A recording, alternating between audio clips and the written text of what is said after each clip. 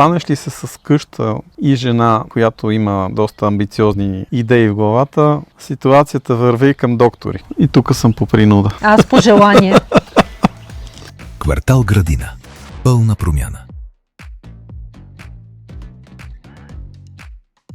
Ние въобще не бяхме подготвени. Цените, когато ние ги плащахме, бяха в рамките на... Колко платихме? Доста платихме. 1/6 от къщата.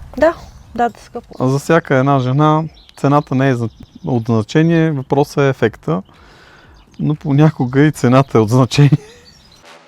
Двор от нула. Историята и грешките, които допуснахме. В този епизод. Кои са нашите герои и тяхната история? Багерът, глината и софийският хумус. Грешките, които направиха в двора си. Ужасът на подпорните стени. Офертата, от която побеля косата на Вальо. Това е поредица, в която ще разкажем и покажем как това става това, а и дори нещо по-добро.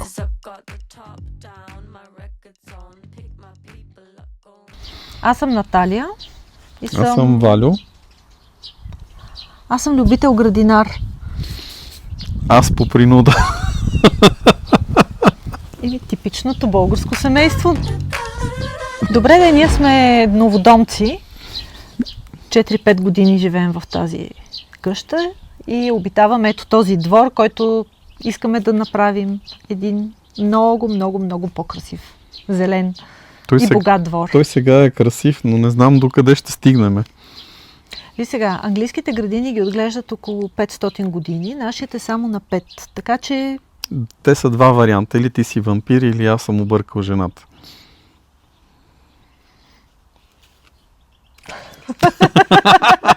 А този, който го виждате отзад, това е Алекс. Той е нашето трето дете и най-послушно, разбира се. Алекс, мамо, но какво става? Те да не бутнеш тук с опашката. Да. Да. Бутни Този сега. двор го Камерите. правиме заради те. Всичко започва от една снимка в социалните мрежи. Но зад красивите зелени картинки се крие дълъг, сложен и неочаквано скъп процес, за който Наталия и Вальо не са били готови.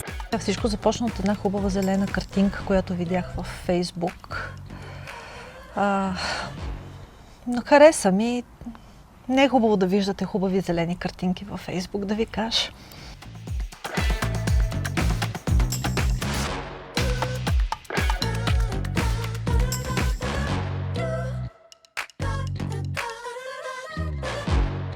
Правиме го в формата Квартал Градина пълна промяна, защото искаме да разкажем как един двор се променя с времето, как може да се промени нещо, което е направено, тъй като в България голяма част от градините в страната са изградени, но хората обичат да си пипнат, да си преместят цветята, да засадат нещо ново, да опитат.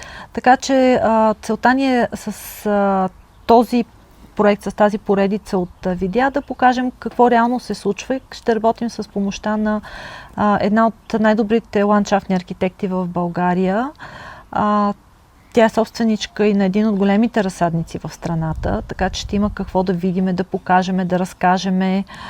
И със сигурност ще бъде много интересно и полезно не само за нас, но и за всички вас, които гледате този формат. Когато купиш нова къща, рядко мислиш за двора. Наталия и Вальо го разбраха твърде добре. И то по болезнения начин. Тук заварихме едно нещо, което е терен без каквото и да било озеленяване, който инвеститор го беше направил, беше го подготвил като за продажба, но в никой случай този модел къщи не се продаваха с готови градини. Нашата идея беше и представа, когато започнахме, че влизаш, хвърляш райграс, той самопониква, ти засаждаш 5 рози, 3 кипариса, лейланди или нещо такова и се радваш вовеки веков на този двор. Обаче тук районът, както може да видите, той е под наклон, което води всички хубави и лоши неща. Да, но пък на мен не ми хареса. Защото ще стане терасовиден и ще е по-разчупен. На мене пък точно това ми допадна повече, че ще стане на два ската И То ти допадна, ама ти пък не схвана, че това нещо струва повече пари.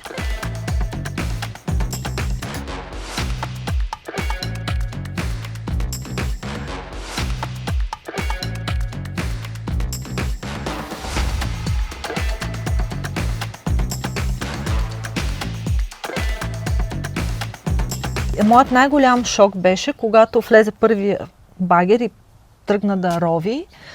Говорим за една голяма кофа, колкото е може би тази пейка, на която седим в момента. Той загреба с нея и изкара една огромна буца пръст, глина, точно така, глина, камък, който под никаква форма не можахме да разбием, включително и той.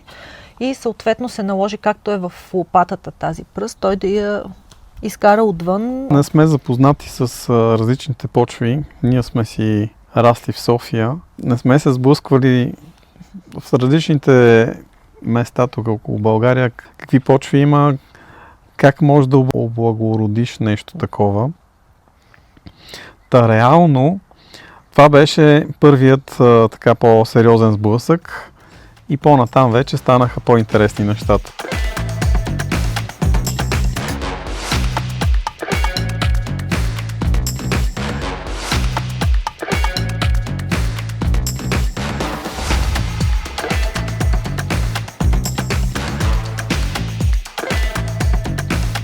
Сблъсъка, аз още по-преди това ще го кажа, защото аз все пак съм отрасла в северо-западна България, при баба ми и дядо ми.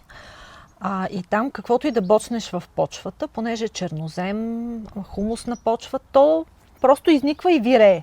Аз, идвайки тук, пролетно време, реших, че трябва да засада 3 домата и примерно още 3 стръка пипер. Ами хора, то беше страшно, то е глина. То е глина, която няма прокопаване. Затова ние разбрахме, че трябва да ти докарат хумус, който хумус обаче в Софийско равно поле се оказа, че също е проблем. Този хумус, който ти го кара, той не е хумуса, който и чернозема, който го има в Тракия, в Дунавската равнина. Той си е софийския хумус. Грешките при изграждането на двор рядко са евтини, но могат да бъдат полезни, поне за другите.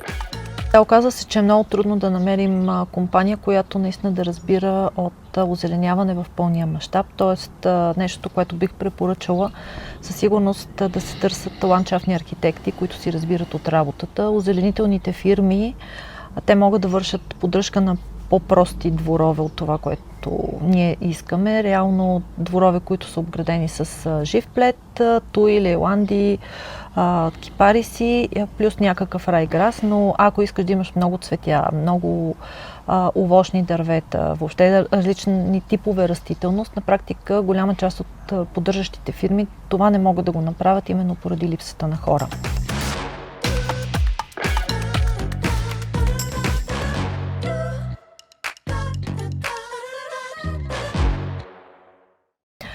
Другото нещо, което видяхме, че не всеки ландшафтен архитект е подготвен да работи на всеки район.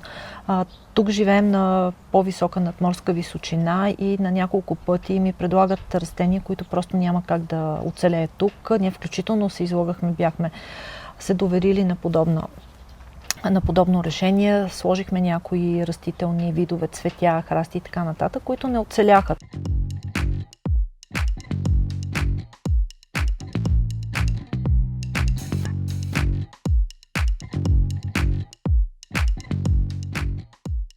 Едно от най-скъпите предизвикателства при двор на наклон. Нещо, което почти никой нов домакин не предвижда правилно в бюджета. Ние започнахме с подпорните стени. Изграждането на подпорна стена е изключително скъп и труден процес. Т.е. ти не можеш да си го правиш така от само себе си, тръгвам да правя подпорна стена, защото трябва да наймеш човек, който да ти изчисли какъв точно е натиска на тази стена, за да не се срине тя в един момент, да направи правилното планиране, как точно да се случи, откъде ще се отводнява, как ще бъде укрепена, какво ще се случва пред нея, зад нея, около нея. С една дума искаш да кажеш да не ти падне подпорната стена върху тебе. Да, да не ти падне подпорната стена около теб, изключително важна тема.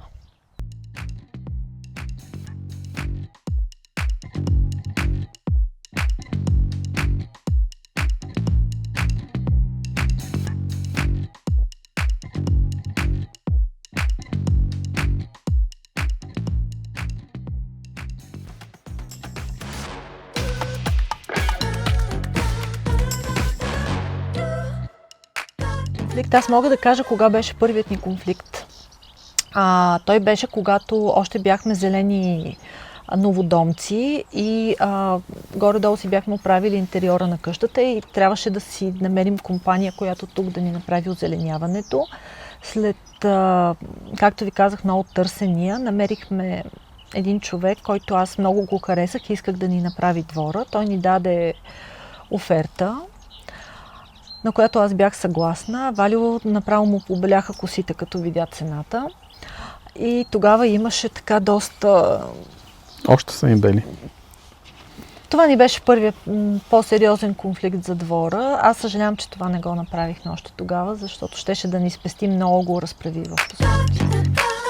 Горкият аз. Ама сега съгласи се, че в течение на времето, понеже не направихме тази първоначална инвестиция, ние реално в момента ще ни излезе много по-скъпо и сме допуснали със сигурност грешки от това, че не знаехме всичките тези проблеми, през които ще минем. И другото, което е, че този добър ландшафтен архитект с неговата компания, ако беше влязъл в двора ни тогава, щеше да е избрал растения, да ги е сложил и аз може би нямаше да купувам 1000 видове растения, щях да се огранича до 5-6. Защото в края на деня дворът не е само проект. Той е причина да излезеш навън, да подишаш, да се откъснеш и понякога само да боцнеш нещо с новия инструмент. Да, определено аз съм по инструментите, въпреки че бивам увикан, когато купя някой нов. Мога да кажа, че сме върли фенове на машините на Штил. Долу имаме огромно количество. Започнахме от нещо малко, после си купихме нещо още малко, друго, второ, трето, пето. В момента сме като мини-магазин, но да имаш хубав инструмент, който е направен качествено, който е подострен, работи дълго. Супер е. То ти прави удоволствие да излезеш в градината, особено ако си като нас си работиш по цял ден на компютър. Наистина да излезе за половин час, така малко да се разведриш, е страхотно. И голяма помощ е, защото имайки един двор, който е около декар, работата е много. Работата е много и без правилните инструменти не става. Аз още не съм те видял с косачката. С косачката не си ме видял, но ползвам много от другите инструменти. Те са малки. Да, но също има какво да се върши. И с тях те не случайно са направени. Следващия епизод. Котидж Гардън и подреденият хаос. Зонирането на двора. Изток, запад, север, юг. Защо има значение? Мини езерце и зеленчукова градинка. Среща с ландшафтния архитект. Квартал Градина. Пълна промяна. Това беше началото на нашата история. Един двор, две желания, много грешки.